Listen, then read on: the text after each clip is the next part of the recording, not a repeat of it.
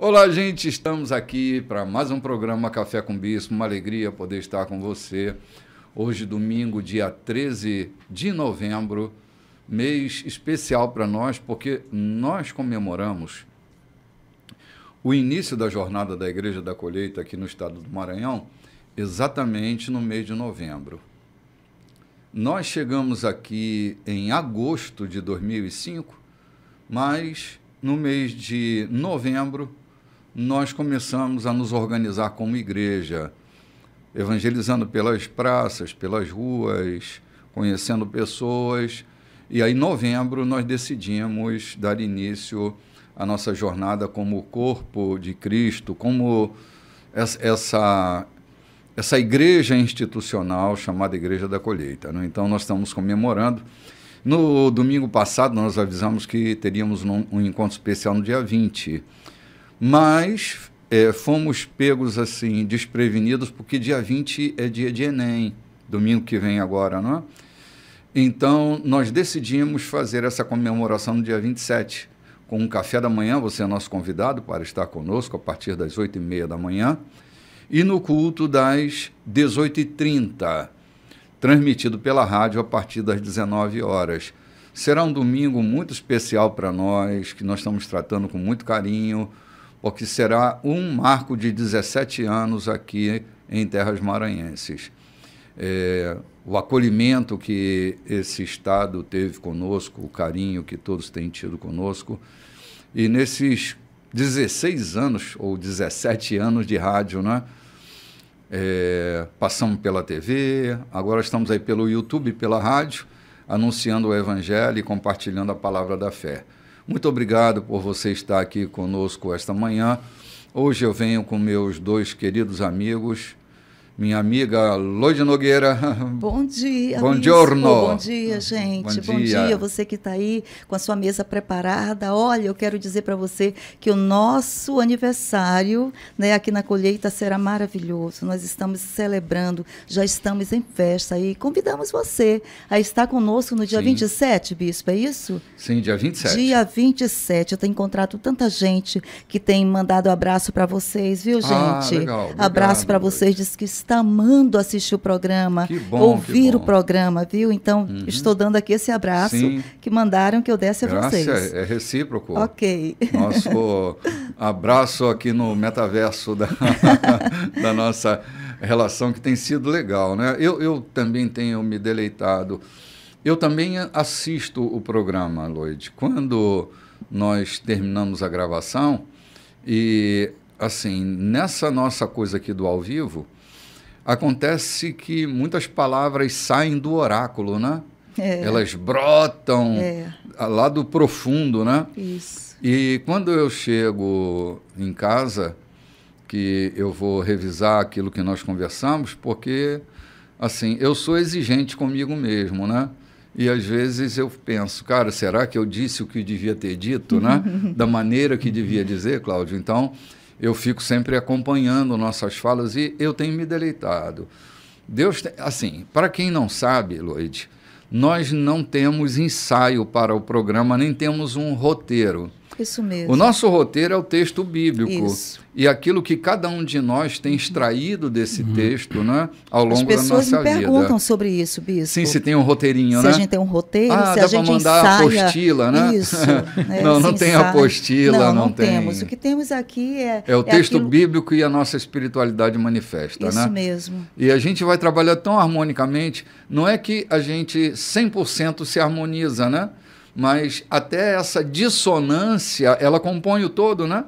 Se a gente dá uma fugidinha aqui, isso compõe a diversidade, né? Então, mesmo. A nossa percepção, ela não é ensaiada, a gente não tem o roteirinho, senão o roteiro do próprio texto, né? Que a gente vem falando. E aqui, meu querido amigo, pastor Cláudio de Jesus. Bom dia, Bispo Renato, bom dia, Loide, bom dia, nossos amigos que estão conosco hoje, nesse domingo tão maravilhoso, né? Estamos já aí caminhando para o fim de mais um ano, né? Hoje é dia 13 de novembro. Hoje é 13 de novembro, mas caminhando bem, né, Bispo? Apesar de ser um ano de desafios, mas chegando aí já no final com muita perspectiva de dias melhores. E é bom compartilhar, né, com as pessoas. Você está falando de roteiro, está falando de texto, está falando de um conteúdozinho anotado, e realmente é aquilo que a gente tem vivido em todos os programas, né? Não tem a agenda do coração. É a agenda do coração, né? E tem sido de grande valia, não só para nós que estamos aqui participando, mas para quem também tem escutado o programa, né?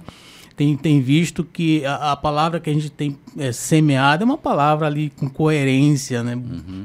É embasada muito no texto bíblico e no entendimento que cada um tem tido a respeito do que está sendo ensinado hoje aqui. E é bom estar aqui. Mais um domingo, e espero que os nossos amigos que estão nos escutando, que estão nos vendo, possam também compartilhar conosco, né? Deixa ali sua opinião. Você que está aí no YouTube, deixa sua opiniãozinha lá, mande sua mensagem de texto, seu elogio, sua pergunta também, deixa lá no YouTube que a gente vai tentar aí trazer aqui para o Bispo responder. Não, nós vamos responder. Cara, sabe o que me impressiona, Loide e Cláudio? É que o Espírito Santo, ele tem sido o agente fundamental dessa nossa relação com o texto, né? Às vezes eu me vejo assim, tirando o leite da pedra, né? Eu me lembro de um dos textos que a gente tocou recentemente, que foi aquela cena de Gadara, né? Aquele programa, para mim, foi tão fantástico, falando sobre... Em Gadara é assim, né? Sim. O jeito que Gadara tratava, né? Onde os porcos valiam mais que homens, né? Onde a economia monetária da cidade era mais importante o porco do que o ser humano, né? Então, aquele texto para mim foi encantador e, sabe, foi um mover do Espírito Santo, né? Texto muito atual, muito oportuno. Muito oportuno, é. E hoje nós estamos aqui, Loide, no capítulo 13, nós estamos quase no meio do livro de Mateus, são 28 capítulos, né? Nós estamos aqui já terminando o capítulo 13, acho que hoje ainda, possivelmente, a gente entra no capítulo 14, e no meio do texto a gente já tem tanta riqueza, né? Sim. Fico imaginando quando a gente voltar a tocar nas cartas apostólicas, né? Pela enésima vez. Eu vibro com Paulo, né? Eu sou fã desse cara. Eu tenho aprendido tanto. Eu me apaixonei pelas cartas apostólicas. Eu tive um professor chamado Nemuel Kessler. Nemuel, ele começou a ensinar as epístolas e eu me encantei com aquilo, né?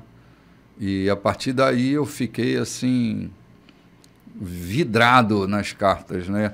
E principalmente nas cartas paulinas, que são assim, a minha degustação maior, né? Eu leio Paulo todo dia, vem à minha mente a fala paulina, que reflete o espírito do Evangelho de Jesus, né? O tempo inteiro.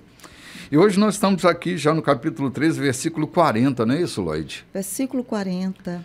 Então, assim, nossa rádio novelista Loide Nogueira vai começar a fazer... Mas foi um apelido doce, não é? Você não se ofendeu, não, né? Não. Não, foi legal, porque você dá uma entonação à leitura, né? Se for para pedir para eu ler, eu sou muito frio na leitura, né? Então, assim, as tuas emoções postas aí na tua fala têm sido uma preciosidade para nós, né? Não pode mais faltar, né? Não dá nem para ficar resfriada, viu, Loide? Oh, meu Deus! Orem bastante pela minha saúde, amados, então. São textos cheios de tantos personagens, né?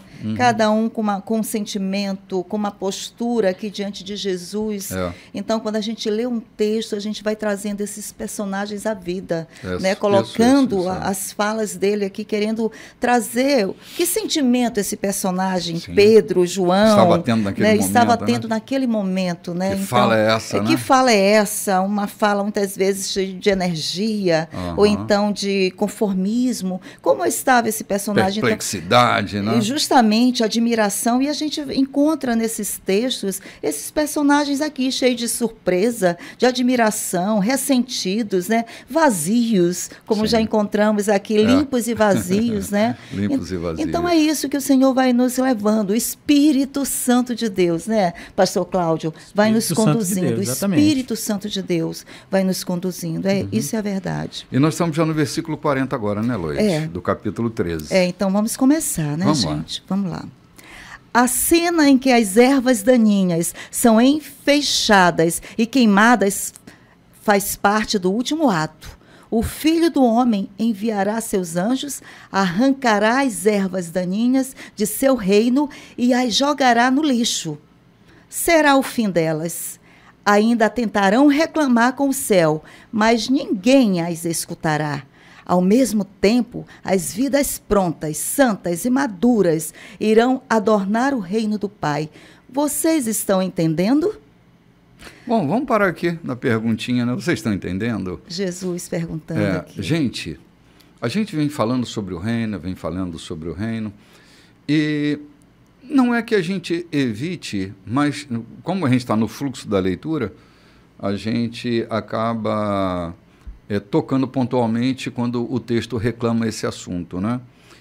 Que é essa questão do juízo eterno. Jesus voltará. Eu não prego isso todo dia, pontualmente, mas a gente não deveria se esquecer de que Jesus voltará, de que o ciclo se renovará, de que haverá um fim, não uma exterminação, mas haverá um fim, haverá um julgamento, haverá uma balança de se medir coisas. Isso não tem que nos apavorar. Não é o medo do inferno que deve nos aproximar de Deus. O que a motivação que precisamos desenvolver em nós é a gratidão, é o amor, não o medo de ir para o inferno. Mas Jesus cita essa metáfora aqui para explicar de que há joios no meio do trigo. Nem todo mundo é trigo. Agora, lidar com o joio é uma questão divina. Quando ele diz que os anjos é que estão incumbidos dessa tarefa de fazer a separação do joio e do trigo, isso não compete a nós fazer esses movimentos discriminatórios.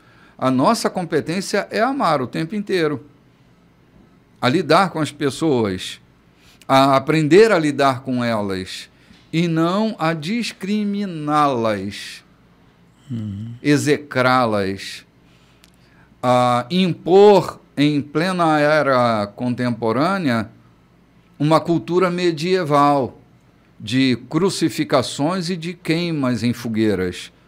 A nossa disposição é amar e entender. Para que a gente se proteja um pouco mais, a gente precisa entender que nem todo mundo é trigo, que também há joio, para que a gente não lide como se todo mundo fosse trigo, para a gente não ter essa perplexidade, não se assustar. Eu lido com as pessoas como pessoas. Se elas são joio ou se são trigo, eu também sou um trigo no meio dessa plantação, então a minha percepção é de trigo. A minha percepção não é de anjo, a minha percepção é de trigo também. Então eu olho para um primo que está do meu lado, que não é um trigo, é um joio, e assim, eu não sei distinguir, para mim faz parte da minha família, não é não? Então eu só preciso me prevenir, né, esperando tudo de todos, para eu não sair mais machucado do que devo, né? É que às vezes, bispo, a gente encontra do nosso lado um trigo com atitude de joio e um joio com atitude de trigo, né? É por um tempo. Joio não dá pão, joio não dá pão. É o joio, é o trigo moído, beneficiado, que vai gerar o pão, né? Então... Eu acho interessante esse texto, assim, que não fica muito explícito.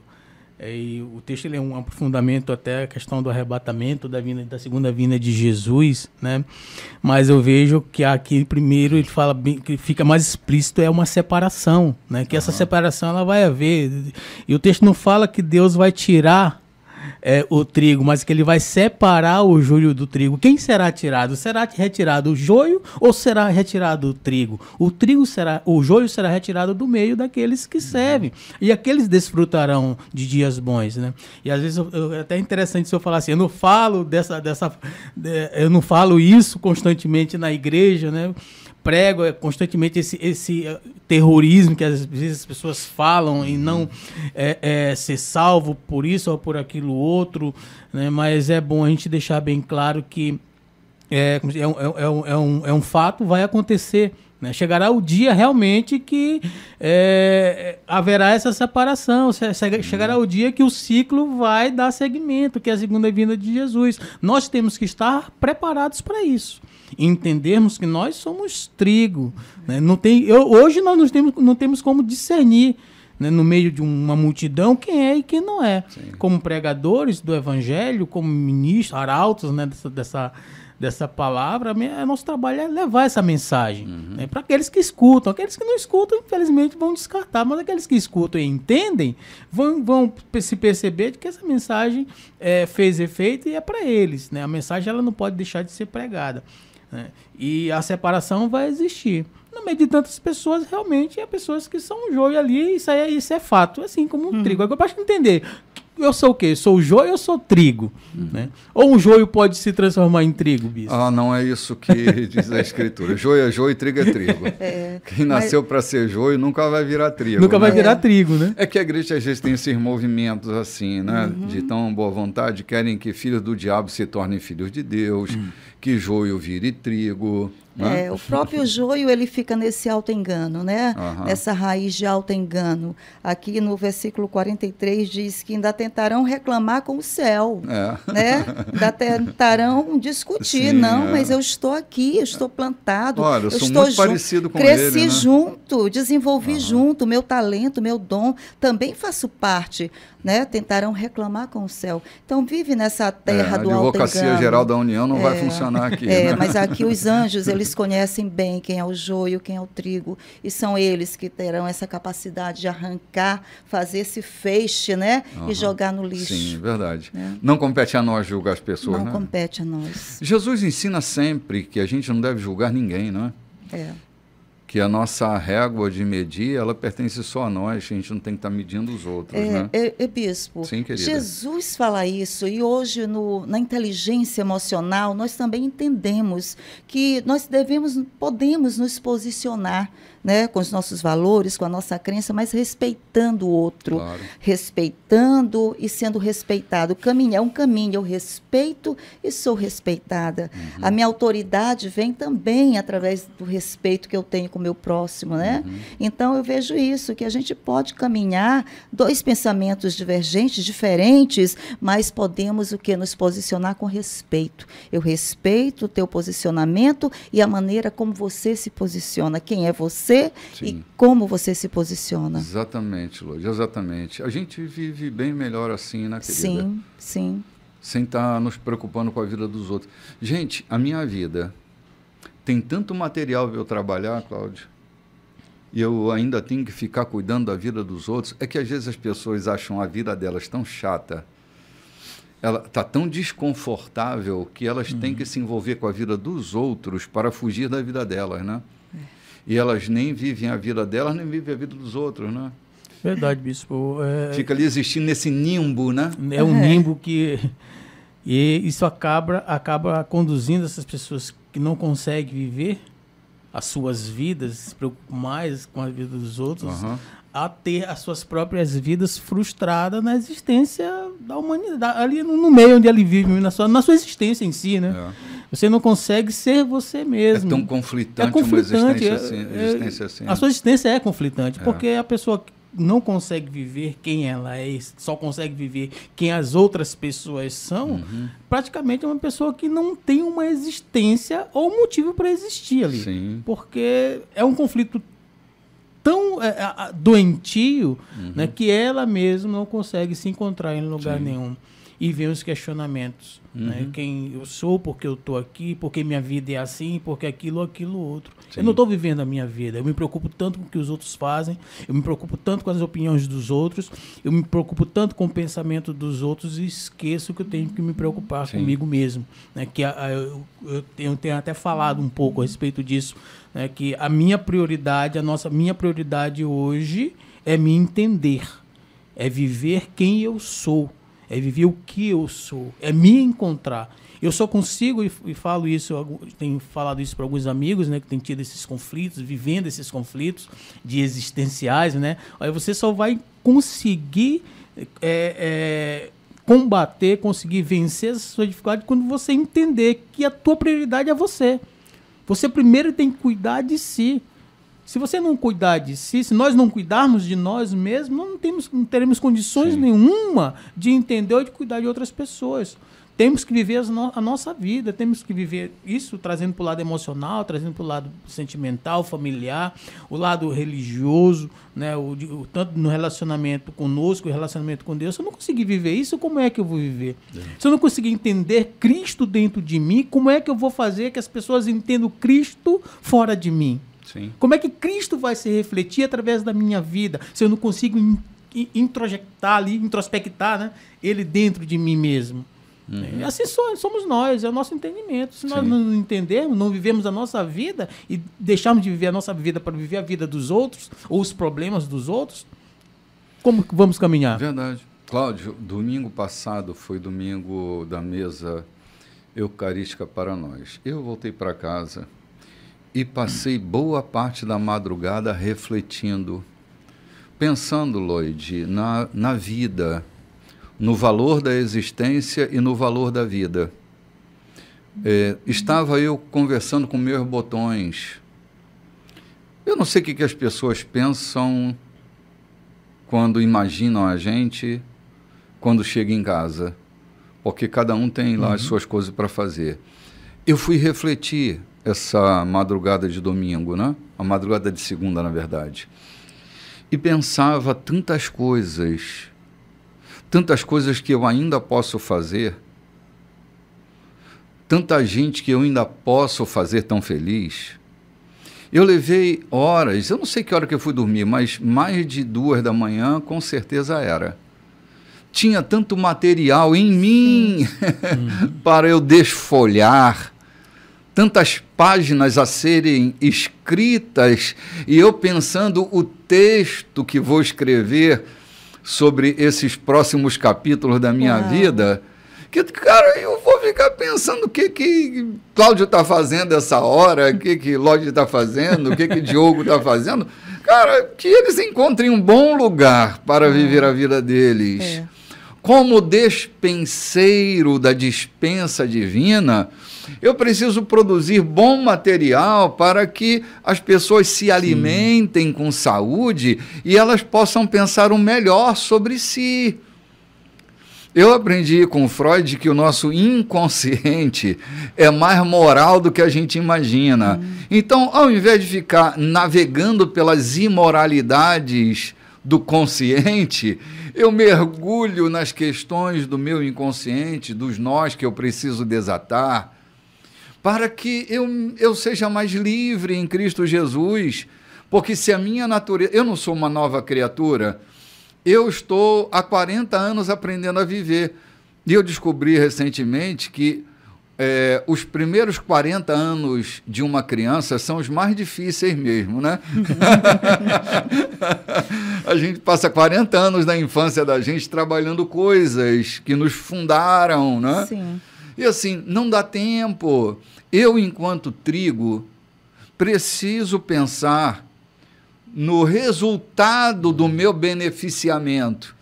Eu viro pão, eu viro bolo, eu viro pizza, sabe? Eu dou de alimentar, né? Pão que alimenta uma multidão. E aqui a gente tem que refletir sobre que tipo de trigo, né? Às vezes tem uma praguinha aqui que a gente tem que atacar, às vezes tem um deslize ali que a gente tem que alistar. Então, há tantas coisas na vida da gente, é tanto material, Cláudio, que a gente perde tempo especulando a vida das pessoas, e quase sempre a gente erra nessa especulação, né?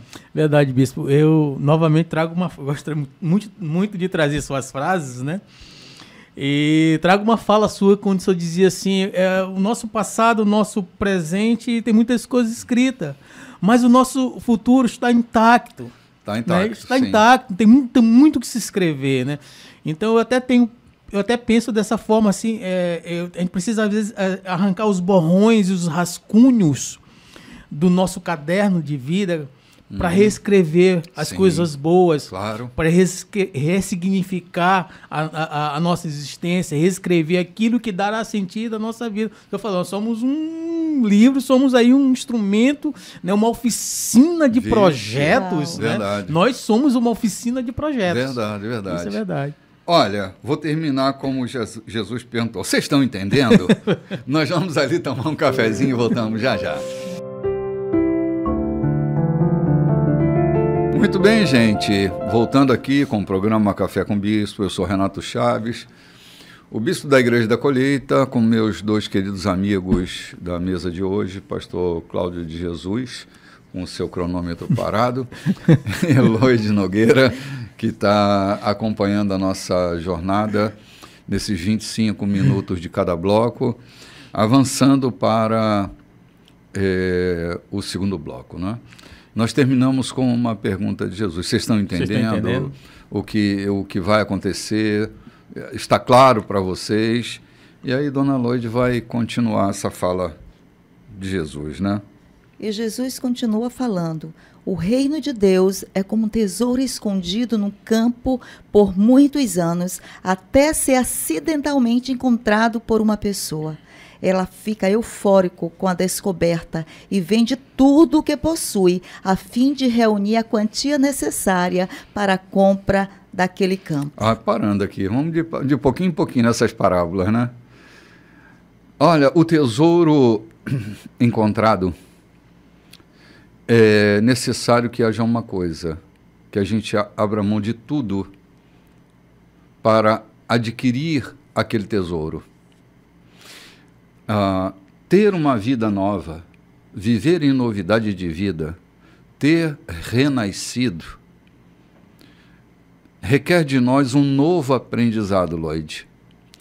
Não dá para a gente entrar nessa escola do Espírito trazendo a velha escola da velha natureza. A gente precisa aprender a negociar. E há coisas que não cabem mais na nossa vida, não cabem mais no nosso conceito, não cabem mais na nossa expectativa. O reino de Deus, ou Deus em seu reino, não é o primeiro lugar, é o primeiro único. Não é o primeiro numa classificação ordinal ou cardinal. Buscar em primeiro lugar o reino de Deus e a sua justiça não é uma prioridade cardinal, é uma prioridade única, é assumir o primeiro lugar. Eu não posso ir para os meus novos desafios levando minha velha mentalidade junto, porque não caberá mais. Então, ao encontrar o reino, é semelhante, como diz Jesus, a encontrar esse tesouro que, entre aspas, acidentalmente, não é? Porque a gente encontra num chamado de revelação. Uhum. Deus nos chama para se revelar a nós. Tem uma canção do Asaf Borba, bastante antiga, que ele diz: quando tudo se obscurece diante do seu esplendor, não é?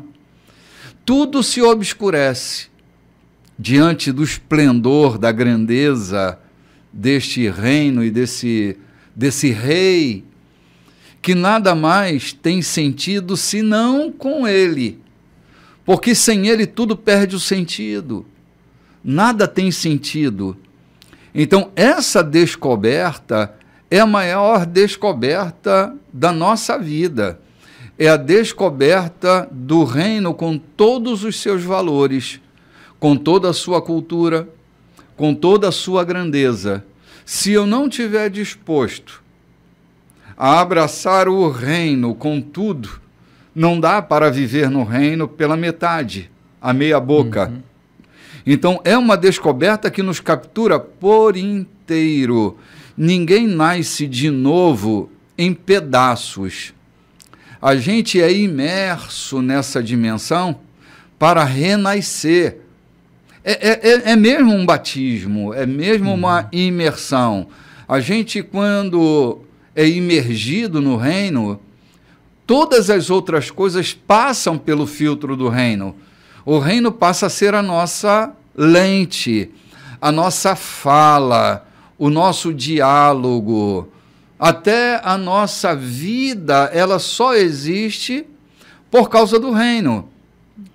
Então, se eu não tiver essa relação de mergulho profundo, de imersão, de perder o controle para assumir as questões do reino em mim, eu nunca serei um bom embaixador. E, bispo, eu até vou fazer aqui um comentário a respeito do próprio texto em si, quando ele fala da euforia, né? Ele fala eufórico com a descoberta, né?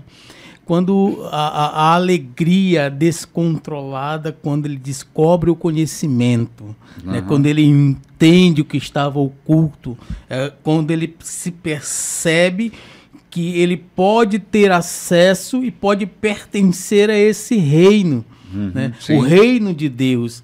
Quando ele consegue entender que o mundo que ele pode ser inserido é bem maior do que aquilo que ele imaginava ou do que aquilo que, porventura, em algum momento alguém tivesse falado a ele. Então, o texto fala de euforia. Euforia com a descoberta, e tanto que no texto em si, né, ele fala assim, ele vende tudo que ele tem para possuir aquilo que ele encontrou. É tão grande, né, ressignificar, né? Então, é uma coisa tão grande. Talvez eu não tenha como mensurar essa alegria, né? Eu não tenho como descrever essa euforia dessa descoberta. Mas nós temos como sentir essa euforia. Nós temos como perceber essa euforia quando nós também descobrimos esse reino, quando nós nos apercebemos desse reino e quando nós somos inseridos, tudo que nós temos vale a pena. Tem um louvor que diz assim, tudo que tenho, tudo que sou é teu, é dele. Tudo que temos vale a pena para investirmos na aquisição desse reino. Está oculto, está oculto. Mas não há nada, às vezes, oculto, e quando nos é pregado e nos é revelado, que nós não possamos ali lançar mão e conquistar, né? Como Jesus disse, hoje Deus tem que ser conquistado, ele tem que ser conquistado sim. Tá? Com o sacrifício, né? Com a tua força de vontade, o desejo de conhecer, euforicamente descobrir esse reino. Sim, Cláudio, assim, essa questão da euforia, eu desde que a porta do reino se abriu para mim, eu vivo em constante estado de euforia. Assim, eu não julgo ter alcançado o tudo de nada. Até eu estava lendo um textinho essa semana que dizia assim, que o oceano que se compreende não passa de um aquário. Por quê? Faz sentido. Porque a coisa é tão grande para ser discernida, para ser compreendida, é tanto volume, é tanta revelação. Aquilo que a gente compreende de Deus não é tudo de Deus. Embora ele seja acessível, aquilo que ele se torna acessível para mim naquele momento não é tudo dele. É uma fonte inesgotável. Se eu quero compreender o reino, eu preciso compreendê-lo da perspectiva do inesgotável. Todo conhecimento que eu tenho ainda é limitado e eu ainda tenho, de maneira constante, elemento para conhecer, discernir, compreender. Então, eu me sinto assim, ainda um mar, não um aquário. Eu me sinto nesse mar de busca, de revelação e de conhecimento, porque ele valeu a pena Amém. Ter trocado tudo por ele.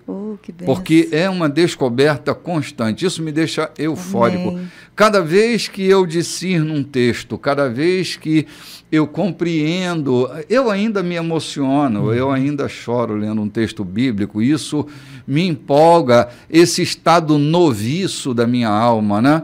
Essa coisa do não profissionalismo do púlpito, né? Eu ainda leio a Bíblia para me alimentar, não só para preparar textos para reflexão, mas eu leio para me alimentar.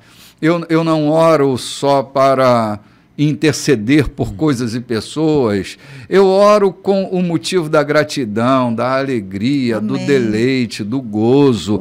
Eu anelo o tempo inteiro pela presença de Deus. Que coisa tremenda, né? É coisa linda, cara. Aqui Jesus falando para os discípulos, e aqui eu imagino Mateus ouvindo isso aqui. Mateus tinha acabado de deixar tudo para trás, né? Abriu mão, né? Da sua profissão, do dinheiro, sim. Porque ele recebia bem. Era um coletor, imagina. Deixou tudo para trás e agora encontrou Jesus. Jesus disse para ele, vem. E ele foi, abriu mão. Então aqui eu vejo nesse texto abrir mão. Nós estamos abrindo mão de coisas todos os dias para ter essa vida que são reino. Tão menores, tão menores, não é verdade? Abrir mão de coisas, abrindo mão, muitas vezes, de sentimentos, deixando para trás aquilo que eu era. Eu me lembro sempre a mulher que eu era. E quando eu encontrei esse tesouro, eu digo, não, eu preciso largar essa goteira que eu era uma goteira pingando, pingando, pingando sobre a cabeça de alguém. E quando eu descobri esse tesouro, eu digo, não, agora eu sou um rio. Eu gosto do bispo dizer, um rio se tornando oceano. Frase de Osho, né? Um rio se tornando um oceano. Eu deixo de ser uma goteira pingando para ser um rio me tornando um oceano. Sim. É esse o movimento, né? A Lorde citou uma fala do Osho agora, que eu estou sempre pensando nela, porque a questão não é eu estar perdendo a minha vida, mas estar ganhando a vida dele, né? Esse é o movimento. Isso. A questão não é perder os cenários, é ganhar a dimensão do oceano. É disso que trata a vida. Esse é o movimento. Não é deixar de ser rio, é tornar-se oceano. É assim que diz Osho, né? O que eu estou me tornando, né? Enquanto eu caminho com ele, enquanto ele está em mim, ele é o meu caminho, né? Esse caminho que está dentro de mim. Olha, eu posso, como diz, a gente aprende aqui, eu posso até errar, mas errar no caminho. E não errar o caminho. E há uma grande diferença, né? A gente sempre vai errar no caminho. Mas é bom que a gente erre no caminho, né? Para a gente não errar o caminho. O caminho, ele é maravilhoso, porque a gente cai e ele nos levanta, né? Exatamente. A gente se machuca e ele nos cura. A gente morre e ele ressuscita. Então, estar no caminho, andar no caminho, é a melhor opção que nós tivemos na vida, né? E o caminho o caminho é Cristo, né? Eu vejo assim, bispo, que falando de rio, de oceano, a significância do rio, ele só tem sentido no oceano, né? O rio, ele só tem um significado quando ele deságua, né? Eu estava lendo acho que um texto, uma matéria esses últimos dias atrás, que a importância do rio quando ele deságua no oceano. O rio, ele leva todo o nutriente. Todos os sais. Por isso o mar é salgado, né? Tudo ele leva para o oceano. Então a significância dele é quando ele se mistura, né, com o oceano. E vendo a Lorde falar de rio e oceano, eu trago para nossas vidas. Nós só temos significância realmente quando a nossa vida ela se mistura com a vida de Cristo. Quando essa gota que somos nós, ou esse rio, né, que somos nós, ele se significa junto no oceano que é o reino. Só falando, é imensurável. Né? Nós não conseguimos mensurar realmente a dimensão, né, o tamanho, a grandeza do reino de Deus. Não tem como, com olhos humanos, com sentimentos humanos, mensurar isso. Mas eu posso entender que minha vida realmente só vai ter significado quando eu mergulhar, quando eu me misturar dentro desse reino, desse oceano, né, que é o reino de Deus. É para lá que estamos indo. É para lá que estamos indo. Eu estava ouvindo um louvor, né, uns dias atrás aí, que falava que eu existo, o motivo da minha existência é para Ele. O motivo de eu existir é porque Ele quis que eu existisse.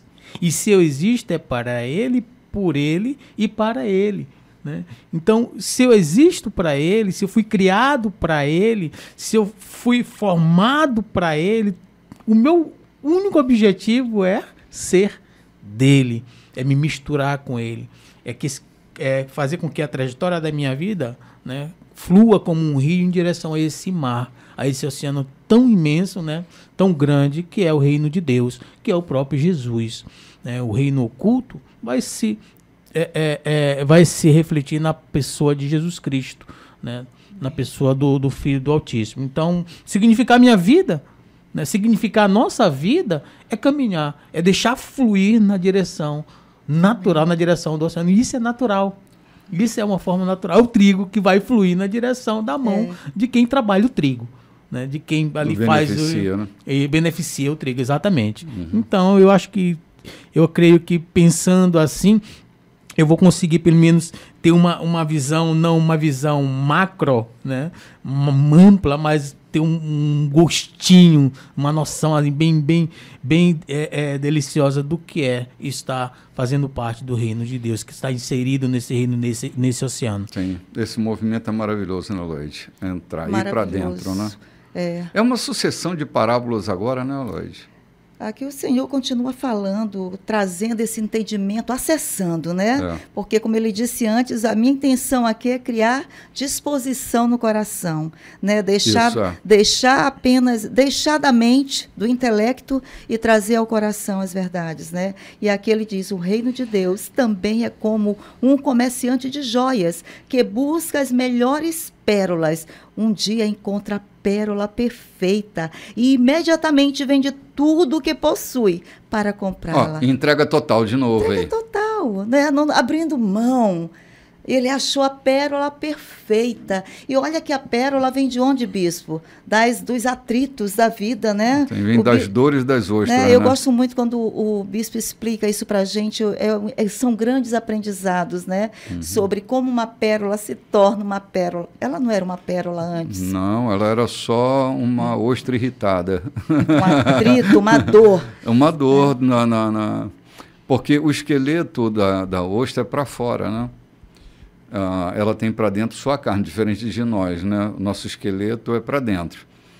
Quando cai ali um detritozinho que irrita, que provoca, que incomoda, que machuca a ostra, a sua devolutiva é entregar suas melhores enzimas naquilo que a irrita, naquilo que a provoca.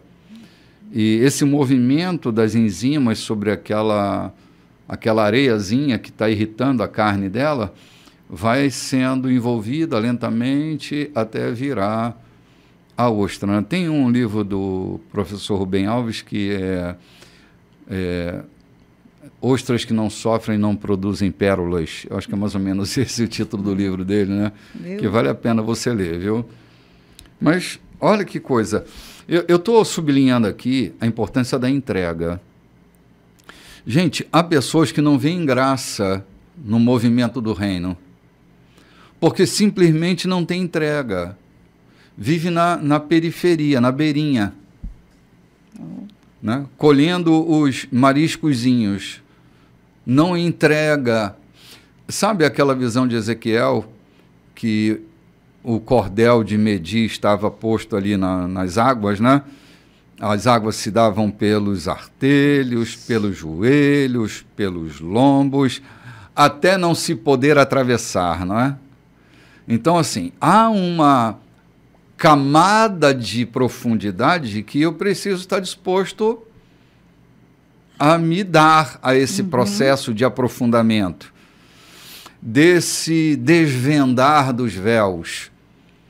Quando eu vou, ou enquanto, durante a minha caminhada, eu vou desvendando os véus, vou rompendo com as camadas, eu vou descobrindo tantas coisas maravilhosas Acho até que foi esse o caso do Enoque, né? Que andava com Deus, depois não deu mais para voltar, né?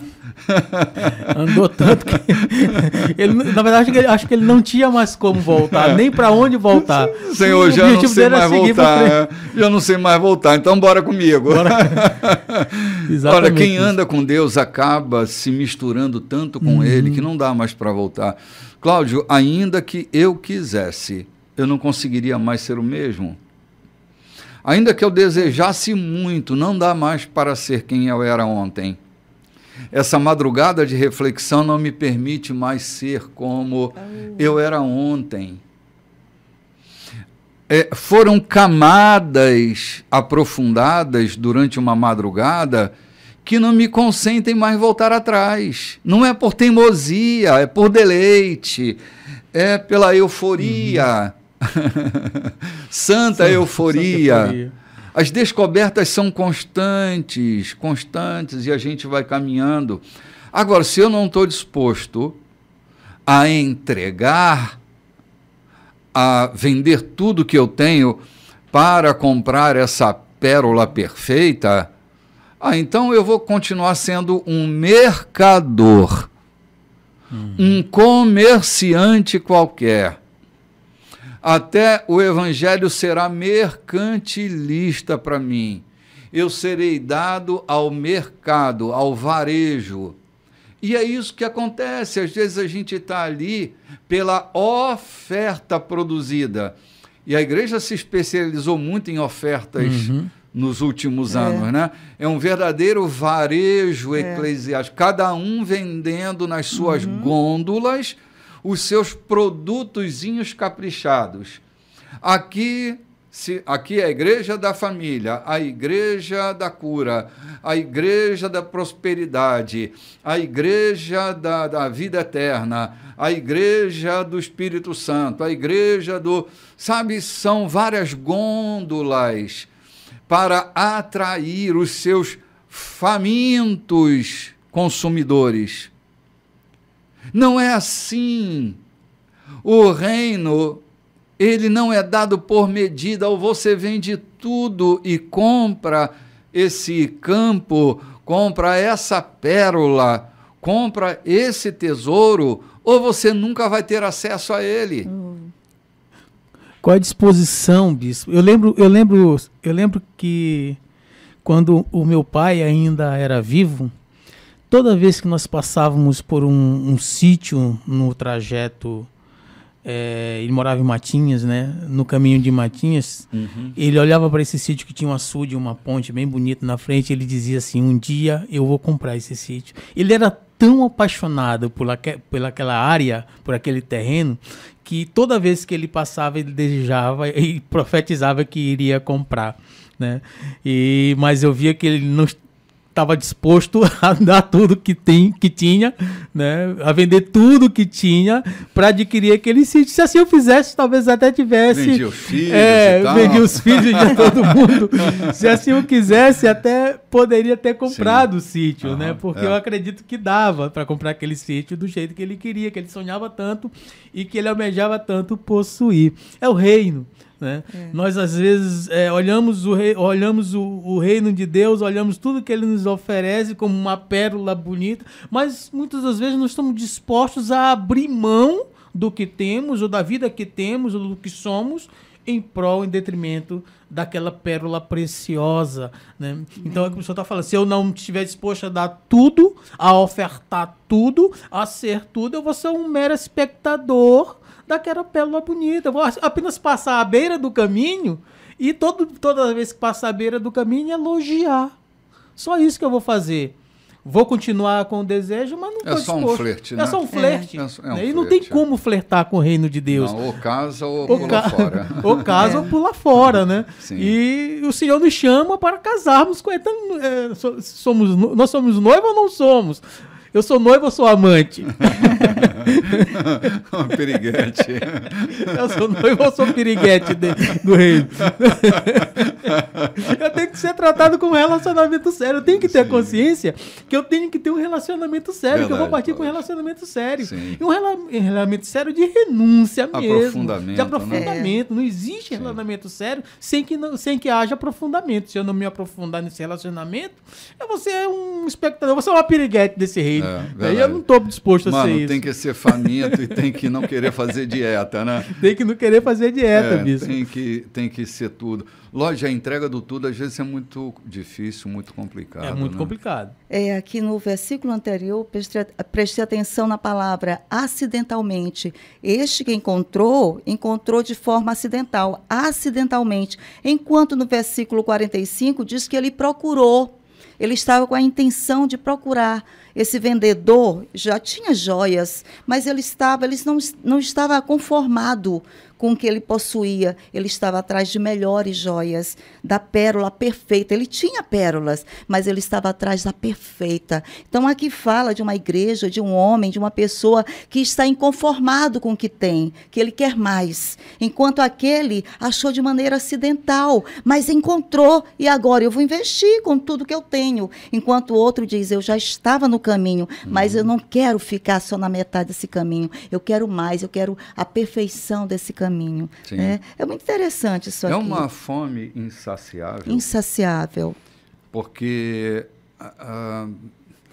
a gente que está exposto aos níveis de revelação, a gente tem uma alma, acho que até o Nelson Mandela, que diz que minha alma indomável é capitando meu destino, né? Uhum. Então, essa alma indomável que a gente tem é que vai capitanear o nosso destino, né? Nessa jornada no reino. A gente vai para mais uma parábola, mas a gente vai dar uma paradinha aqui para tomar um cafezinho e a gente volta já já.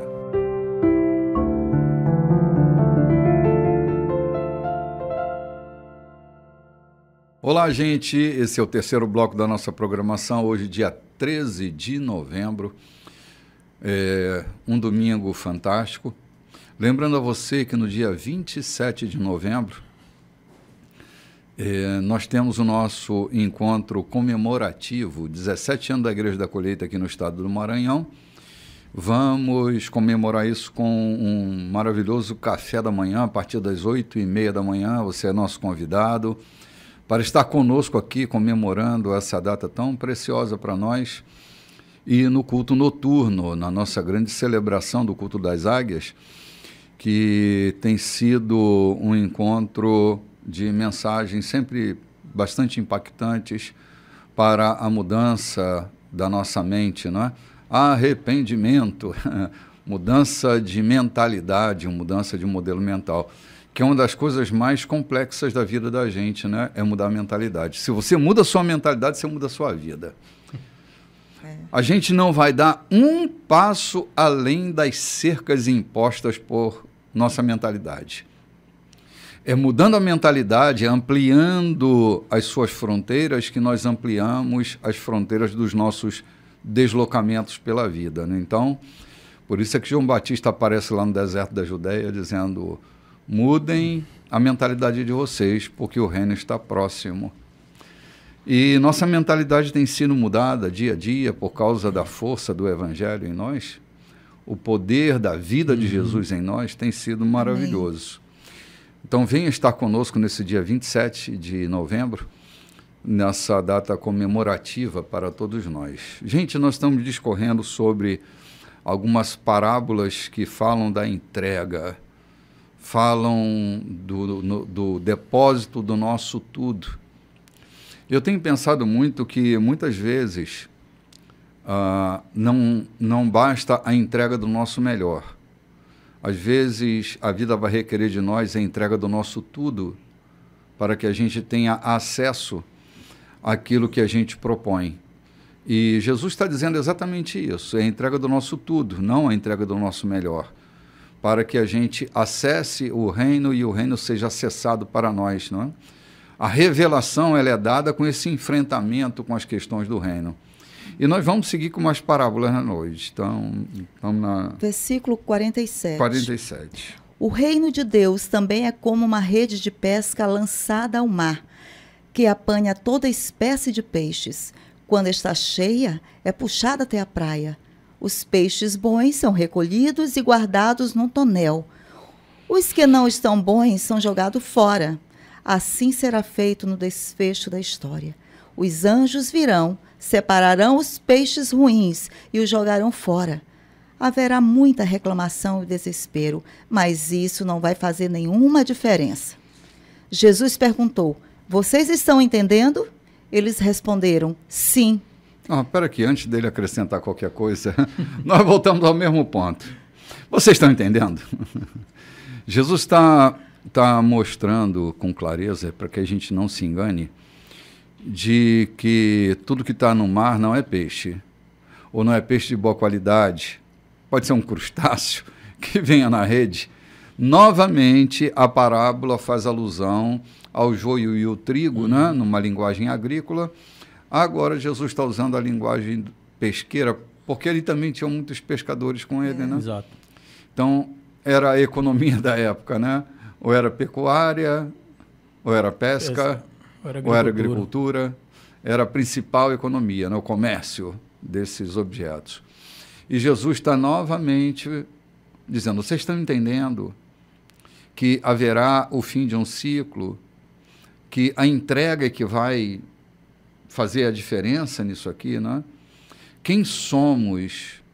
Isso não é para colocar dúvida, é para que a gente se discirna, se compreenda, se entenda.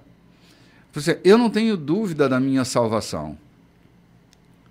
Isso não me faz arrogante. Eu discerno com toda a clareza quem eu sou. Isso me faz ter uma relação de um certo conforto, conforto para viver em paz, não para viver fazendo loucura, mas para viver em paz, viver sossegadamente, viver mansamente. Então, mais uma vez, Jesus está fazendo uma alusão a essa distinção das coisas. Gente, não nos confundamos. Andemos mais tranquilos, olhemos para nós, discernamo-nos, examinemo-nos, encontremo-nos. A gente frequenta muitos ambientes, né, Loide? Mas a gente pouco se frequenta, não é não? É verdade. E é importante esse frequentar-se, né? Eu me envolver, eu me procurar dentro de mim. É muito importante isso, né? Todos os dias a gente procurar se frequentar e dizer o que há dentro de mim. Será que eu estou indo com tudo para o Evangelho? Será que esse Evangelho realmente está me tornando melhor? Né? Então, eu gosto muito de todos os dias também, no final do meu dia. Tenho me tornado uma escritura viva? Justamente, tenho me tornado. Eu tenho um seminário que eu trabalho com mulheres. Seja você, né, a mulher que Deus está te apontando para ser. Que mulher é essa? Eu digo, corajosa, uma mulher cheia de força. Procure dentro de você essa força, essa coragem. Faça esse resgate da vida, está tudo aí dentro de você, né? Então nós temos trazido a luz para as mulheres isso, procure dentro de você onde está essa força, essa filha de Deus, essa mulher amada que as escrituras falam sobre você. Existe uma história sobre você que Deus aponta, procure dentro de você, não é verdade? Então todos os dias eu também me analiso. Eu vou para dentro de mim e digo, como é que eu estou me tornando? Eu estou hoje melhor do que eu fui ontem? Né? Então, eu vou para a minha rede de pesca, né? E eu vou tirar coisas dali, o bom e o ruim. Eu vou separando nessa rede de pesca que foi dentro do meu mar, do meu próprio oceano. Joguei a rede dentro de mim e saiu dali dentro de mim coisas que não me agradavam. Né? Dentro de mim, do meu próprio rio, do meu próprio oceano. A gente tem tantos anos de existência. Então, é um depósito. Por exemplo, eu tenho 62 anos de existência, eu tenho 62 anos de história. Eu sou quase contemporâneo daqueles 24 anciãos lá do Apocalipse. São 62 anos de acúmulo de coisas. Algumas delas ficaram, ou boa parte delas ficaram. E, às vezes, não ficam fazendo bem. E a gente tem que se ressignificar. Por isso, frequentar, se habitar, é tão importante, né, Loide? Muito. Porque há coisas que aconteceram nesses 60 anos de existência, 40 anos de existência, 30 anos de existência. A gente tem lá na região inconsciente da gente esse depósito das coisas que ficam, das coisas que passam, Sim. né? Sim. Então, esses detritos que ficam em nós, eles precisam ser ressignificados. Sim. Eles precisam ser revisitados, revisitados. Então, você imagina revisitar 62 anos de história. Colocar um novo pensamento. Um novo pensamento um sobre novo aquilo, valor, uma nova luz sobre isso, um novo sentimento, né? Sair dessa dor. Quando eu olho para o meu passado, eu não fico lá, eu não quero ficar lá. Eu olho para ele e digo, opa, e venho imediatamente para o meu presente, né? Vendo o que eu aprendi desse passado. Eu também vou ao meu futuro e digo, eu quero ir para o meu futuro. Eu observo um futuro melhor, uma mulher melhor, numa condição melhor, numa alegria espiritual melhor, sabe? Sim. Então quando eu lanço essa rede todos os dias dentro de mim, muitas vezes eu acho uma bota velha, engatada nessa rede. Nem tudo é peixe, sabe? O Senhor falava aqui que tem os peixes bons, né, e os ruins, mas às vezes eu encontro uma bota velha na minha rede. E eu digo, de onde veio isso? Né? Onde eu encontrei isso? Você usou esse texto como uma alegoria para lançar a rede para dentro, né? Mas essa alegoria ela é fundamental para a gente fazer distinção, né? Às vezes tem uma coisinha que está lá fazendo tanto mal a gente, dói tanto que a gente não quer tocar, né? Mas se a gente não revisitar, a gente não consegue mudar. E é importante estar também com as redes, né? A manutenção da rede. Porque se eu não faço essa manutenção da rede, né, um pescador ele faz essa manutenção, acho que diariamente, né, ele vem da sua pesca, né, pastor Cláudio? E eu já vi um pescador fazendo a manutenção com toda a paciência, costurando a sua rede, porque se ele voltar ao mar, à pesca, com aquela rede rasgada, ele não vai ter sucesso. Né? Então, quando eu jogo essa rede para dentro do meu eu, do meu oceano, do meu inconsciente, eu não quero que essa rede esteja rasgada, furada, porque senão eu não vou ressignificar nada. Eu vou viver realmente no meu vazio novamente. Então, o interessante é eu prestar atenção também na manutenção dessa rede, para que eu possa resgatar, tirar coisas, lixos, né? E separar, porque o Senhor diz que também o Senhor falou aqui que não cabe a nós fazer essa separação. Ele diz que cabe aos anjos, né? Quando dessa separação muito atenta, é aos anjos. Como não cabe a nós fazer essa separação, mas o Espírito Santo de Deus fazer essa separação dentro de nós, essa limpeza. Senão acaba virando um ato de condenação, né? Porque eu não tenho essa autoridade, toda que eu penso que tenho com meus cursos, com meus seminários, com esse nível de sabedoria humana que nós vamos buscar. A gente não tem essa autoridade toda. O Espírito Santo, sim. Ele é esse maior, né? Esse doutor, né? De todos os nossos níveis de aprendizado. Ele vai dizer, minha filha, olha isso aqui que ainda está faltando você ressignificar. Isso aqui também, olha esse lixo. Falta você colocar esse olhar atento sobre esse lixo. Aí sim, o Espírito Santo, ele é esse doutor fiel, glorioso, amoroso, gentil, amável, precioso. Sim, que maravilha. Maravilha total. Eu acho interessante, Lloyd, num texto bíblico a palavra fala de descortinar, né? O Espírito descortina. E eu lembro que os pescadores, esse tipo de rede que fala é chamada rede de arrastão. Quando aquela rede que o pescador lança sobre a água e deixa lá. Não é uma tarrafa, né? Não é uma tarrafa, né? Ele deixa lá por um tempo e depois de certo tempo ele vai e faz esse arrasto dessa rede de volta para dentro do barco. E ali, essa rede, ela traz tudo que é bom, tudo que é peixe de bom, aquilo que é bom e aquilo que é ruim. Né? E o que é bom é separado e o que é ruim é jogado fora de volta ao mar. Né? E Lloyd falando de lançar a rede internamente segue o mesmo princípio. Quando nós lançamos essa rede para dentro de nós, você falou que há feridinhas ali, né, que precisam ser reviradas, precisam esperar o seu tempo para quando essa rede voltar e você conseguir separar aquilo que é bom e aquilo que é ruim de dentro de você, né, e conseguir se livrar dessa feridinha, ou curar, sarar, lançar fora aquilo que te machuca, né, isso vai te fazer bem. E falando até da história, né? A nossa vida é como os historiadores. Eu preciso, para que ressignifique o meu presente, eu preciso estudar o meu passado, né? Eu preciso entender o meu passado, eu preciso entender, eu tenho 51 anos, né?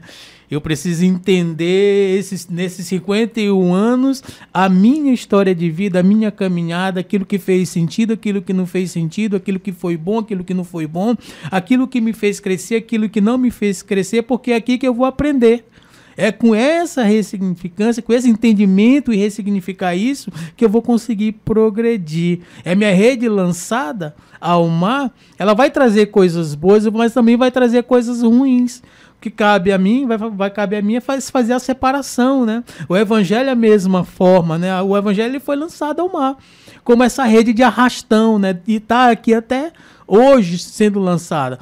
Aquilo, tem certas coisas que vão grudar, certos elementos que vão pegar nessa rede. Vai chegar o momento, que o senhor falou de ciclo, que na hora que arrastar essa rede, os anjos vão fazer essa separação.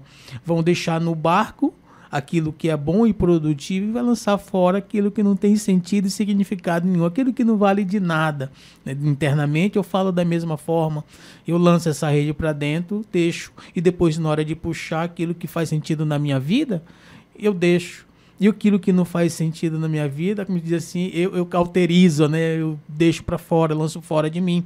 Né? Da mesma forma é o Evangelho de Cristo, eu penso assim, né? Que vai chegar um momento que quando nós formos puxados, ou quando essa rede for recolhida, né, o Senhor separará aquilo que fará sentido e aquilo que não fará sentido. O peixe bom e o peixe ruim. Sim. Né?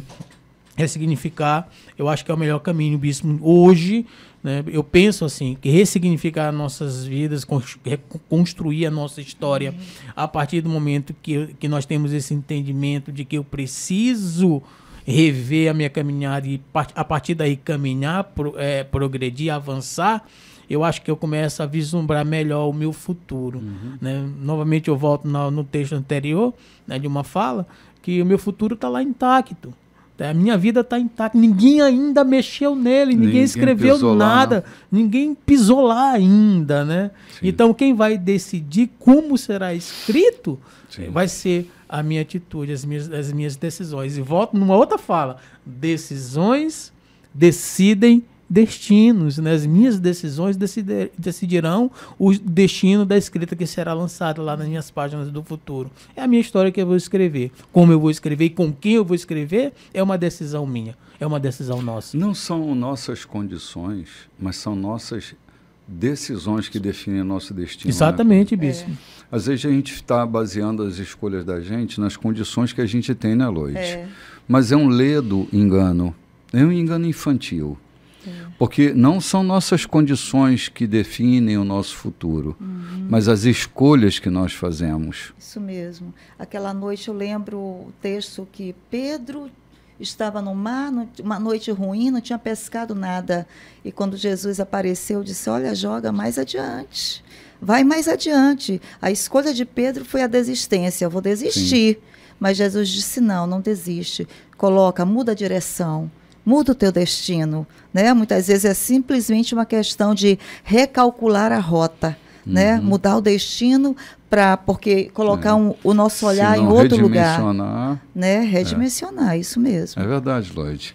Coisa maravilhosa. Jesus está sempre nos ensinando coisas muito boas, né? A gente saiu um pouco do foco do texto, mas acho que valeu a pena essa viagem que a gente fez aqui, né? Jesus sempre perguntando se a gente estava entendendo. Estamos entendendo mesmo esse negócio aí? Entendendo, e a gente foi responder né, o nosso entendimento. Estão compreendendo isso aí, né? E vamos lá. Vamos continuar, né? Vamos ao texto. Ele acrescentou: então vocês já devem ter notado que o aluno bem instruído no reino de Deus é como o proprietário de uma loja, que tira da prateleira o que necessita, novo ou usado, no momento em que precisa. Jesus terminou de contar essas histórias e partiu dali. Dá uma paradinha aqui. Vale a pena a gente parar nessa última parábola aqui, Lloyd. Tirar coisas velhas e coisas novas é exatamente o que a gente está tratando aqui. Quem não se frequenta, quem não se habita, tem, na verdade, prateleiras de bugigangas. E é assim que a vida de algumas pessoas vai ficando. Uma verdadeira estante de bugiganga. São acumuladores. Sabe, uma bagunça interna, Cláudio. Se a gente é um aluno aplicado no reino, a gente precisa ter esse hábito de discernir as coisas que estão em nós, entrando, estão criando a mobília da nossa casa. Desconstruindo e construindo, né? Tem que tirar. Há coisas novas que não devem estar. E há coisas velhas que não devem estar. Não é porque é velho e familiar que tem que estar dentro de nós. Nem porque é novo e contém a novidade do mercado, a moda, que tem que estar dentro de nós. Há coisas que não nos cabem mais ou não cabem em nós. Lembrando aqui a poesia do Belchior, né? Essa roupa velha que não nos cabe mais.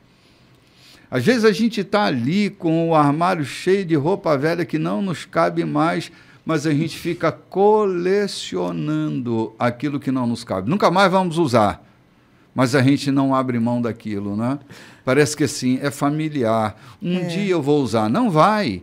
Se você não usar nas próximas 3 semanas, não vai usar mais. É um apego, né? Aquele apego, aquela coisa de dizer eu tenho. É o controle, né? Sim. O homem gosta desse controle. Eu conheço pessoas que têm o guarda-roupa cheio de tantas roupas de décadas passadas e depois diz, eu não tenho uma roupa para ir. As roupas estão lá, né, para colecionar, para dizer isso aqui eu usei em determinada ocasião, vive de um passado.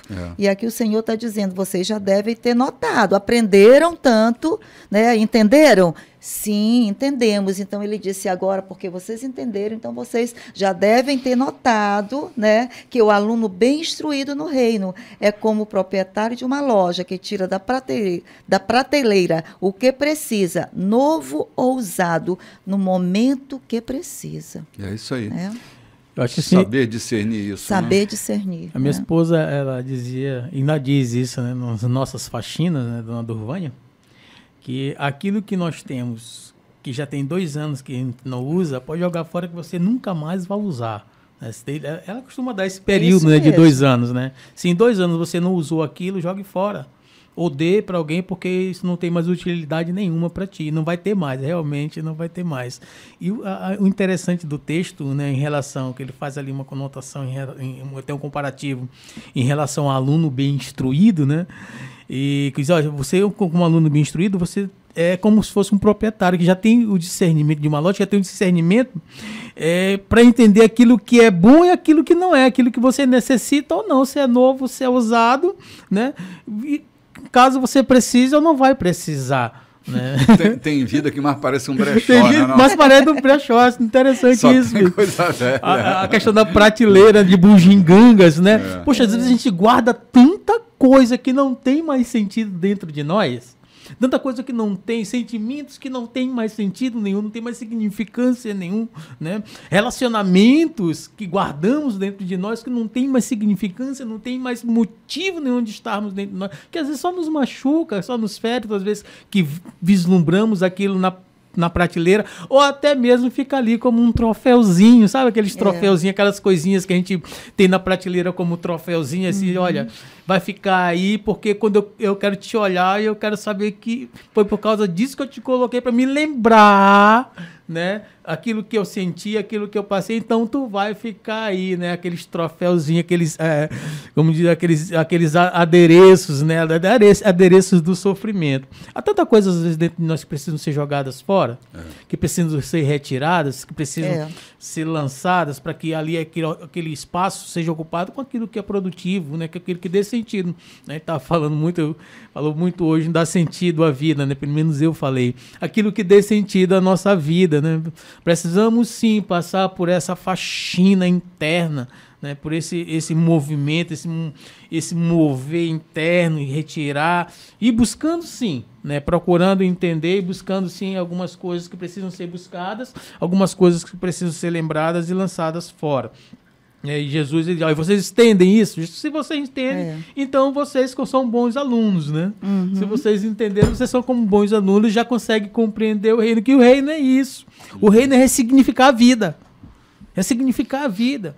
Ressignificar a vida da melhor forma, né? Como o pescador ressignifica a sua pescaria, como Pedro fez. Lloyd falou muito bem. Pedro poderia ter decidido não jogar rede. Ele já vinha passado de uma noite frustrada ali de pesca, e o pescador, eu sou pescador esportivo, eu sei muito bem que quando você frustra numa pescaria, você não quer mais, né? Você larga a matéria de pesca e vai-se embora. Mas Pedro poderia ter decidido, não, mas ele resolveu ressignificar o dia dele, quando na palavra de Jesus lançou a rede e colheu e fez uma das melhores pescarias. É interessante que o que Pedro diz é: sobre as tuas palavras lançarei exatamente. A rede, né? Sobre as tuas palavras. Sobre as tuas palavras, porque eram as palavras de Jesus que estavam trazendo um outro sentido para aquela pescaria, né? Exatamente, bispo. E isso mudou a perspectiva de Pedro em relação àquele dia, né? Com a palavra de Cristo, eu vou lançar, porque eu já desisti. Mas eu vou ressignificar a minha pescaria porque tu está dizendo para mim lançar as redes. E lançou a rede. E lançar a rede é justamente deixar a espera, né? Só é rede de arrastão. Né? Deixou de novo, quando recolheu, ele fez a melhor pescaria da vida dele, né? O barco ia afundando, ele teve que chamar a ajuda de outros barquinhos que ali estavam, repartir. Né? Eu até penso, bispo, que nessa pescaria ele não só encheu o barco dele, mas ele encheu todos os outros barcos que estavam do lado dele, né? Claro. Então, quando nós ressignificamos a nossa vida, quando nós damos lugar à palavra de Cristo dentro de nós, a bênção é tamanha que essa bênção ela transborda para outras pessoas também. Sim, claro. Né? Não fica só em nós, é o transbordo, né? Desse rio, quando o rio transborda, ela não só nos abençoa, como ressignifica, né? Isso é prosperidade, isso, né? Ressignifica a vida de outras pessoas. Sim. Também. Isso é a pedra viva, né? Se torna pedra viva, né? Quando Cristo é a chama dessa pedra. Né? Isso faz a diferença muito no reino de Deus. Gente, vamos ali tomar um café? E a gente volta já, logo depois do intervalo. Olá, minha gente, estamos de volta. Esse é o quarto bloco da nossa programação, portanto, último bloco da nossa programação. Estamos aqui no finzinho do capítulo 13 de Mateus. Hoje já vamos entrar no capítulo 14, né? Lembrando a você que no dia 27 de novembro, domingo, último domingo do mês, nós vamos ter aqui uma celebração especial, que é a comemoração dos nossos 17 anos no estado do Maranhão. Você é convidado para estar conosco no encontro da manhã, que vai ser um café da manhã de koinonia, de comunhão, um café maravilhoso. E nós vamos também estar no culto das 18h30, transmitido pela rádio às 19 horas. A transmissão é ao vivo, celebrando junto com vocês a graça de podermos estar aqui durante tanto tempo, né? Afinal de contas, 17 anos é um tempo bastante significativo. Nós estamos aqui ainda pelo estado do Maranhão, gerando respeito, gerando fundamentação, gerando leveza no Evangelho de nosso Senhor Jesus Cristo, respeitando as Escrituras Sagradas, tendo a Escritura como uma fonte de meditação, colocando Jesus como centro de toda a leitura da Bíblia, de Gênesis a Apocalipse. Jesus é o centro para nós, não nos movemos nem para a direita, nem para a esquerda, ele é o nosso centro. E vamos então direto ao texto aqui, né, Loide? Vamos para o versículo 53. Jesus terminou de contar essas histórias e partiu dali. Voltou para a sua cidade e começou a ensinar na sinagoga.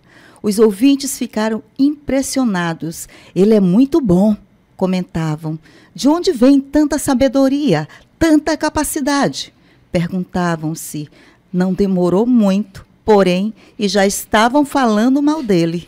É assim mesmo. Ora, nós o conhecemos desde menino. É o filho do carpinteiro. Conhecemos sua mãe, Maria, seus irmãos, Tiago, José, Simão, Judas. Suas irmãs também vivem aqui. Quem ele pensa que é? E o desprezavam. Jesus observou. Um profeta só não é importante em sua terra e em sua família, nas ruas em que brincou quando criança. Por causa da indiferença e da hostilidade deles, não fez muitos milagres ali. Oh, meu Deus. Olha, é o último versículo desse capítulo, mas é um capítulo que termina com uma expressão muito forte, né? Você veja que a observação dos outros sobre nós muda tudo na vida deles, né? Não deve mudar na nossa, às vezes até muda, mas não deve mudar na nossa. Mas muda tudo na vida deles. Eu me espanto porque é a indiferença e a hostilidade que impedem que as coisas aconteçam na vida da gente. Tudo aquilo que a gente não honra, a gente não acessa. Tudo aquilo que a gente hostiliza, a gente não acessa. Tudo aquilo que a gente despreza, a gente não consegue acessar. Tudo aquilo que é indiferente para nós, a gente não consegue habitar. Então foi justamente a indiferença e a hostilidade no meio desse povo que faz com que as coisas não aconteçam na vida deles. Eles estavam bloqueados porque viram Jesus crescer. Conheciam sua origem. Não é que houvesse algum escândalo em Jesus. É que eles achavam, como Jesus menciona, que na sua casa, na sua família e na sua terra, as pessoas não dão valor ao profeta. Não é que o profeta deixe de ser profeta, mas a graça profética não flui por causa da indiferença. A gente recebe o galardão de profeta quando faz demanda no profeta. A gente desfruta das benesses do profeta quando a gente demanda no profeta. Agora, quando a gente tem essa certa familiaridade, a indiferença se acampa, então o galardão, o prêmio, a recompensa, a devolutiva da ação profética não funciona na vida desse não demandante no dom da profecia desse profeta. Cara, é triste isso. Isso aconteceu com Jesus e também acontece com a gente. Poucos são os lugares onde os profetas têm reconhecimento na sua casa. Porque parece que a gente se acostuma, se habitua e olha para a imagem passada. É essa criança que vai estar me guiando? É esse menino que eu vi jogando bola na rua que vai estar me pastoreando? É esse menino que fez peraltices aqui, ali e acolá, que vai ser agora o meu tutor, que vai ser agora o que vai exercer mentoria sobre a minha vida? E rejeitam Jesus e rejeitam o profeta. Que coisa horrível é essa manipulação feita com essa questão da nossa imagem pública, né? Como nos veem. A reputação, às vezes, é uma trava no desenvolvimento da vida das pessoas. Né? Bispo, será que assim, essa rejeição não seria a rejeição da escolha? Tipo, eles acham, por conhecerem Jesus, conviverem com sua família, eles conviviam ainda apesar de Maria ter se deslocado para Cafarnaum, que era a mãe de Jesus, mas eles conviviam com os irmãos, com as irmãs que casaram e permaneceram em Jerusalém. E essa rejeição não seria uma frustração? Poxa, como é que ele se diz o escolhido? Porque eu conheço ele desde criança. Né? Nós vivemos juntos, às vezes, talvez alguns que estavam ali dizem, poxa, nós somos da mesma família, porque ele teve que ser o escolhido e eu não. Né? É a frustração da escolha. Também, né? É a pessoa que te conhece, eu pelo menos, o senhor, eu acho que todos nós, quem nunca teve dificuldade, eu tive muita dificuldade de levar a palavra para pessoas que me conheceram, que me conhecem, que cresceram comigo, né? Que conviveram comigo, que tiveram a infância comigo, que brincaram, né? Que conseguiram passar pela adolescência e hoje me vê e disse, não, cara, tu não, né? Como é que tu tá pregando?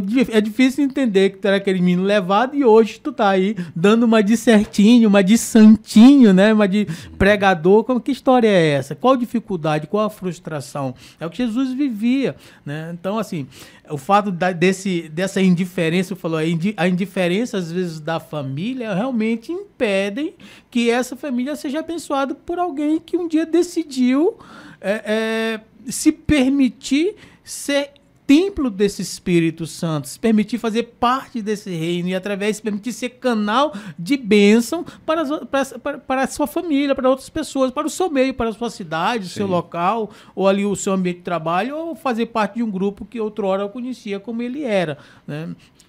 O nosso passado às vezes permeia a nossa caminhada no presente e no futuro, né?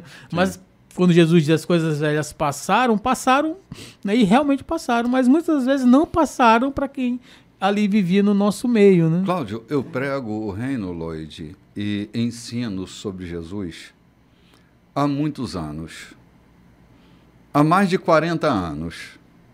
E é incrível como as coisas acontecem. Às vezes, dentro da congregação que a gente pastoreia, a gente não tem o mesmo reconhecimento que tem quando a gente vai pregar fora. Parece que o pregador da congregação alheia é mais atrativo do que o pregador da sua própria congregação. Não, essa não é a minha experiência só particular, não. Eu acho que essa é a experiência da maioria dos pastores. Eu não me sinto desprezado na igreja que eu pastorei, não é isso. Mas, às vezes, a palavra que você usa fora tem mais impacto sobre as pessoas do que as que estão do lado de dentro. Parece que estão te ouvindo durante tanto tempo, né? Alguns poucos anos atrás, não me lembro quantos anos, mas talvez 5 anos atrás, talvez 4, 5 anos atrás, eu fui convidado para palestrar num congresso que acontecia da Associação Espírita Maranhense. Me senti extremamente privilegiado por ter recebido esse convite e eu fui. Olha, eu fui tão bem tratado, me trataram tão bem. Eu me senti, assim, extremamente querido entre eles. Mas não é meu métier. Não faz parte da minha congregação habitual. Eu fiquei tão impactado, né, de ter sido tão bem recebido, tão bem tratado. Fui falar sobre o amor. Ai, que delícia! Como eles recepcionaram bem a minha fala. Me senti extremamente honrado. Mas não me sinto extremamente honrado, às vezes, dentro da própria congregação. Então, Jesus não está concordando, ele está evidenciando um fato corriqueiro, para até mostrar que aqueles que a indiferença havia tomado conta e a hostilidade conta do seu discurso, as coisas não aconteceram. Eu fico imaginando aqui o dia em que o Senhor me tomar para si, o dia que eu for ter com Ele. Vocês vão sentir muita saudade, cara. Eu tenho certeza disso, porque eu estou deixando marcas, não é? Eu estou deixando marcas. Não é que eu estou me deliciando com isso, mas eu estou deixando marcas de caramba. A gente devia ter estado lá, a gente precisava estar mais, não é? Então, assim, como mestre do Evangelho, Eu me sinto assim, cara, eu tenho tanta coisa para dar, tenho tanta coisa para oferecer, mas às vezes a demanda é tão pequena que não sai, né? É como a rocha de Meribá, tem que falar com ela, tem que fazer demanda, senão a rocha fica ali, escondendo a água. A água está lá dentro, mas ela só sai demandada. Parece até o judiciário, né? Que só provocado ele age, né? Verdade. Esse depósito interno, né? Tu deve estar cheio de riqueza dentro de ti. Meu Deus, muita, né? E quando tu tem um auditório, né? Um povo que faz demanda, sim, parece que sai mais coisa do que você imaginou, né? Vai sai saindo, livremente, né? Vai saindo, vai transbordando, né? É verdade. A gente não se torna represa, a gente se torna fonte, vai liberando, vai sendo liberado, né? Exatamente. Interessante. E essas pessoas aqui, elas admiravam Jesus, né? Elas estavam admirando. Olha como fala bem. Elas não eram invejosas, né? Pessoas invejosas. Admiravam Jesus, mas estavam falando mal dele, estavam admirando a eloquência, o conhecimento, a sabedoria. Então, muitas vezes estamos cercados de invejosos, que estão travando o nosso caminho, não querem que a gente, né, seja uma fonte, libere, né, por inveja. Eles reconheciam o valor de Jesus, mas estavam querendo travar Jesus, né? Admiravam, olha, não é que ele é bom mesmo, né? Mas logo já apontando o que estava dentro deles, não o que estava em Jesus, né? Ah, mas quem ele pensa que ele é? Eu vi esse menino crescendo, jogava peteca na minha porta, jogava a bola no meu quintal, a bola caía para dentro do meu quintal, minha mulher ficava aborrecida, e agora está bancando de pastor aqui. Quem era essa menina? Olha, eu vi essa menina brincando queimado na minha porta, pulava igual uns cabritos, agora está dizendo que é uma mulher de Deus. Sim. Então, é um fenômeno social, Lloyd, que acontece, que assim, me impressiona sempre. O Maranhão é um estado em que há uma riqueza na sua população incrível, não só riqueza cultural, estou falando de riqueza de indivíduos. Sim. Há tanto profissional competente dentro desse estado, mas o valor... Não, faz aferição do preço que pagam por um profissional de uma área determinada aqui, e esse mesmo profissional, por exemplo, no eixo Rio-São Paulo, sim, a diferença é discrepante. Isso. Porque parece que o profissional que nasce aqui não é dado a ele o mesmo valor. Vem um pastor dos Estados Unidos, a igreja lota para ouvir o Bob. É um preconceito regional. Nós temos tantos bons pregadores nesse estado, gente que faz sucesso fora, sucesso assim, na pregação do evangelho, quero dizer, né? Mas que aqui não tem a importância, porque parece assim, tem a mesma pele que nós, tem a mesma cultura que nós, comeram o mesmo chibé que nós comemos, a mesma farinha empelotada que nós, não fala chiando. Ainda precisamos trazer pessoas de fora para lotar, né? Para fazer uma renda, para uma determinada meta daquela igreja ou daquela coisa ali. Enquanto isso, tem muitos pregadores, muitos ministérios, muitos ministros. Eu ouvi de uma mulher, uma grande pregadora, que veio aqui a convite para pregar aqui em São Luís, e o local lotou. E eu ouvi ela dizendo: cadê as pregadoras do Maranhão? Porque vão me chamar lá fora. Cadê as mulheres? Estão ali. E as mulheres, não são notadas, não estão percebidas. E as mulheres estavam ali. Aí ela disse o seguinte: eu quero ano que vem, quem é que vai pregar no meu lugar ano que vem? Eu fui uma que levantei a mão, eu quero! Né? E ela acendeu esse fogo dentro daquelas mulheres, pastoras, pregadoras, que estavam ali. Quer dizer, temos ainda que buscar pessoas de fora. Essa é uma angústia, Lloyd, olha... É angústia um filho que vive numa família que não é visto dentro da sua família. Davi não é foi valorizado. Davi foi um exemplo disso. Não era valorizado na sua própria casa. Não é lembrado, não é visto, não é percebido, não é importantizado. A palavra-chave aqui é indiferença. Sabe, a gente não suporta a indiferença. A indiferença é um homicídio emocional. Sim. Porque, assim, o antônimo de amar não é odiar. o antônimo de amar é a indiferença. Porque a indiferença não faz diferença. O desprezo, né? Sim, o desprezo. Por que Abel foi morto por Caim?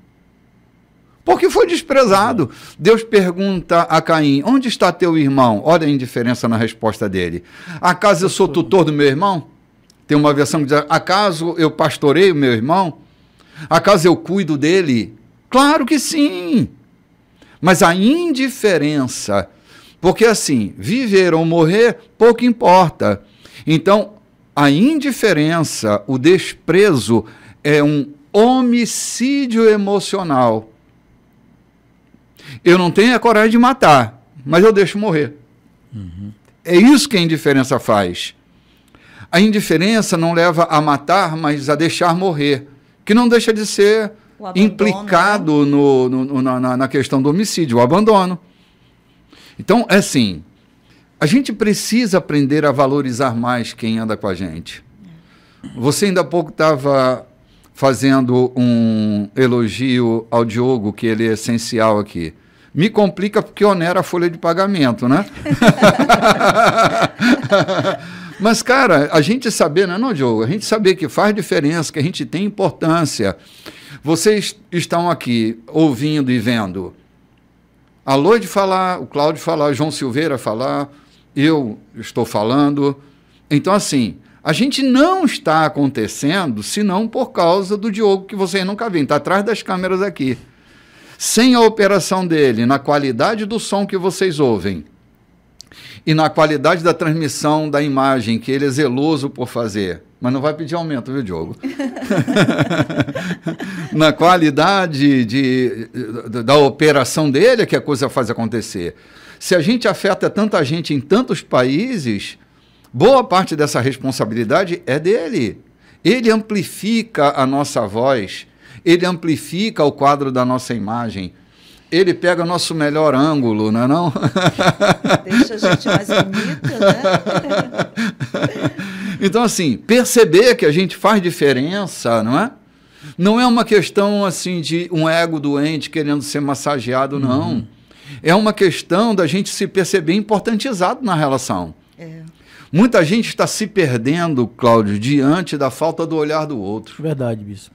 Muita gente de bom caráter está se perdendo na falta do olhar do outro, na indiferença do outro. Porque, assim, o amor suporta tudo, dizia Paulo. Mas se você vê a lista para cima desse texto, ele diz que o amor não se ufana, não se ensoberbece. Se houver ufanismo, se houver ensoberbamento, né? Se houver indiferença, não há amor. A ausência de amor se consiste na indiferença. Dizem que o amor não suporta o desaforo? Não, o amor não suporta maus tratos, não suporta violência, não suporta a indiferença, né? Então, o amor não suporta um monte de coisa. Ele suporta tudo, menos... E eu tenho uma listinha do que o amor não suporta, né? Menos a indiferença, né, bispo? Sabe, bispo, isso me lembra uma história. Assim que eu comecei no ministério, eu cuidava de alguns jovens, né? E eu cuidava de um jovem específico que morava próximo da minha rua, ali na minha vizinhança. E era um menino tão rejeitado dentro de casa, mas tão rejeitado, que eu vi esse jovem se perder. Eu comecei a perceber que ele estava se perdendo. E eu fui tentando ressignificar isso na vida dele, mostrando a ele que ele era importante. E certa vez eu disse para ele, olha, para que você permaneça, você vai ter que sair, você vai ter que ir embora, para que você consiga permanecer vivo. E realmente ele foi embora. Foi viver a vida dele, né, longe da família, porque dentro de casa ele não se sentia amado e era indiferente porque ele era fruto de um outro casamento, né, de uma outra relação. E esse jovem se tornou fuzileiro naval, formou em engenharia mecânica, veio para cá, nós nos encontramos, foi aquele abraço, aquela gratidão, aquele agradecimento. E novamente ele começou a caminhar passando pelos mesmos problemas, foi embora novamente. A última vez que eu encontrei esse jovem foi no trânsito, passando, ele atravessou o carro na minha frente do meu carro, porque me reconheceu, eu me espantei, e nós encostamos no posto, e ele saiu e disse: seu Cláudio, eu vim só lhe dar um abraço. Eu estou viajando da manhã porque eu passei no curso de oficial da aeronáutica. Eu vou ser engenheiro da aeronáutica. Olha só. Olha que legal, cara. Que legal, lá no né? ITA, né? Lá no ITA, né? Eu disse, cara, poxa, eu disse, mas isso por causa do senhor, o senhor acreditou em mim. Olha que loucura, né? O senhor acreditou em mim. E eu vou lhe convidar, quando me formar, não se espante, vai chegar a passagem, o senhor vai participar da minha formatura. Olha eu que disse, beleza. Que é isso, meu querido, que é isso. É dar significância, né? Quem está conversando, se sentir indiferente no meio da família é uma coisa. A indiferença, o desprezo, né? Tem um ditado que diz que santo de casa não faz milagre, né? E realmente, às vezes, eu até acredito assim, não faz porque santo de casa, às vezes, não é homenageado, não é honrado como deveria ser. Né? O que aconteceu nesse texto, né? Jesus lá em Nazaré não foi honrado e fez poucos, né? Por indiferença de muitos. Olha, tem um texto de Jesus que ele diz assim: extraiam o melhor dos outros. Às vezes a gente se especializa em inspecionar esgotos dos outros, né? E não em extrair o melhor, né, Lloyd? Sim, é verdade. Isso é título de um livro, Inspecionadores de Esgotos. Era um indiano que escreve um livro rebatendo a crítica de um americano que foi visitar a Índia e olhou o pior que tinha na Índia, né? Aí ele escreve: de um inspecionador de esgotos para outro, né? Há tanta beleza que precisa ser despertada no outro que o outro não está conseguindo ver. E quando a gente mira nessa beleza, a gente só tem a ganhar. Foi o que o Senhor Jesus disse aqui, né? Perderam de não ter muito porque o que desprezaram, né? Não validaram, não tiveram esse olhar, né, de amor. Né? Então a gente só tem a perder quando a gente despreza o melhor da pessoa. Quando a gente diz, não, eu não quero ele, eu quero aquele é mais capaz. E ali tem alguém que basta ser acessada para as capacidades, as competências fluírem, né? Basta às vezes você dar uma chance, uma oportunidade. Isso me lembra Barnabé, quando chegou Paulo, acreditou em Paulo e apresentou Paulo, e Paulo fluiu, né? Então deu essa oportunidade. Sim, Barnabé extraiu o melhor de Paulo. Gente, chegamos ao finalzinho do nosso programa, falta um minutinho para terminar. Foi uma alegria poder ter estado com você nesse domingo. Muito obrigado pela sua audiência, obrigado pelo seu carinho. Voltando a repetir, dia 27 de novembro agora, nosso encontro de celebração pelos 17 anos que estamos aqui no estado do Maranhão, pregando o reino e ensinando sobre Jesus. Tem sido um privilégio muito grande poder estar aqui na comunidade maranhense, repartindo aquilo que Deus tem nos dado como graça, dom, e é com muita alegria que a gente faz isso, né? Então, às 8h30 da manhã, do dia 27, nosso café, venha tomar café conosco.